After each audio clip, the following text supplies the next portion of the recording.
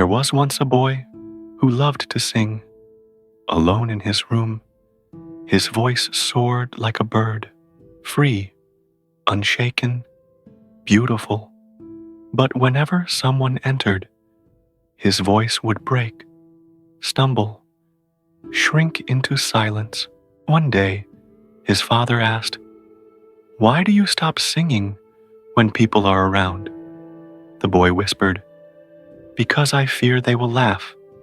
His father placed a hand on his shoulder and said, "Son, if you silence your song for fear of laughter, you will silence your life for fear of living."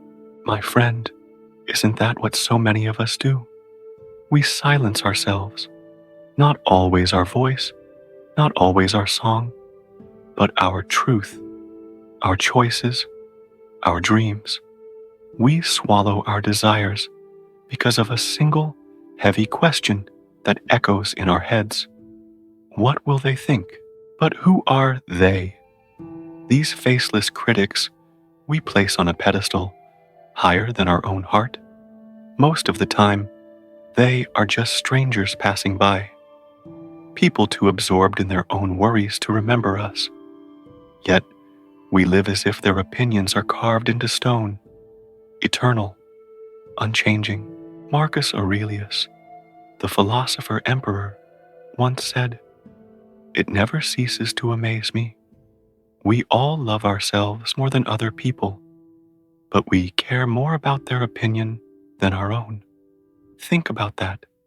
You, the one who has lived with your soul since birth, who knows your wounds and your dreams. How often do you betray yourself just to gain the approval of someone who will forget your name in a week? Let me ask you gently, how many moments of joy have you lost because of judgment? The words you wanted to speak but didn't. The love you wanted to express but hid.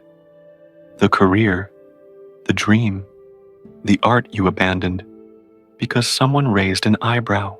Perhaps you've even lived years of your life along a path chosen not by you, but by expectation, family, society, peers, and maybe tonight, as you listen, a small part of you is aching with the thought, have I been living for them or for me?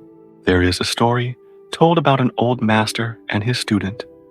The student said, "Master, I fear people's judgment. I want to be free, but their eyes trap me." The master handed him a clay jug and said, "Go into the marketplace, carry this jug filled with oil, and walk across the busy street. If you spill even one drop, I will punish you." Nervously, the student obeyed.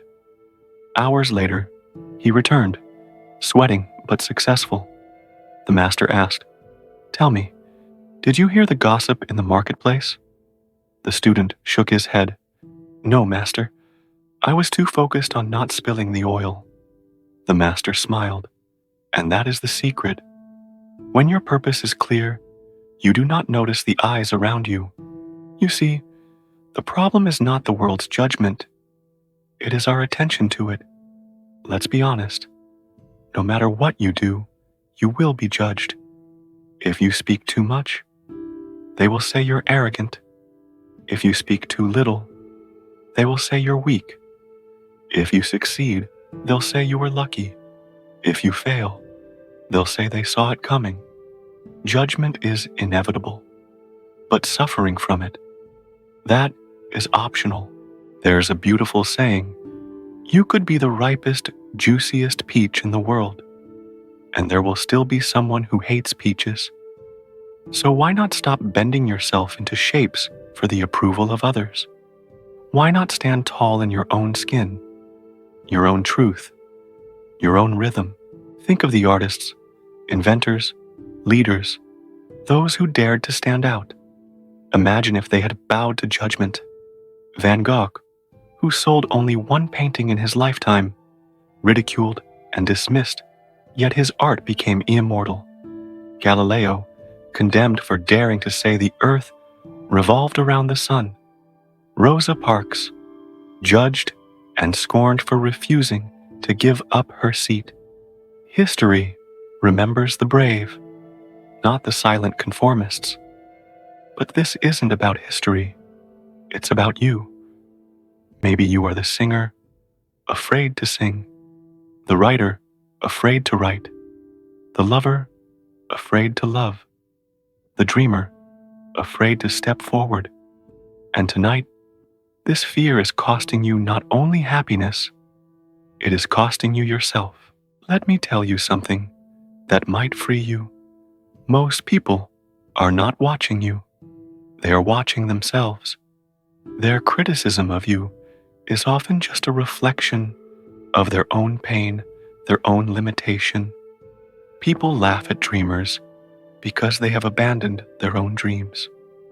People mock courage because they themselves are afraid. So when you hear judgment, pause and ask, is this truly about me or about them? Most often, it is their mirror, not your truth. And yet, the deepest wound is not their judgment. It is the way we adopt it. We let their voices echo until they drown out our own. We forget that the only one who must live with our choices is us. There was once a dying man who whispered to his nurse, "I regret that I lived my whole life as someone else's shadow." Not his mistakes, not his failures.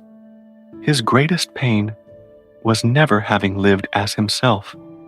Please do not wait until the end to learn that lesson. Life is too short, too fleeting, to waste on the imaginary courtroom of public opinion. The stars do not ask if we approve before they shine. The ocean does not shrink because someone complains it is too vast. Why should you? Remember these words. They will judge you anyway. So give them something worth remembering. Now, before you drift into sleep, I want to give you a small exercise. Close your eyes and imagine a stage.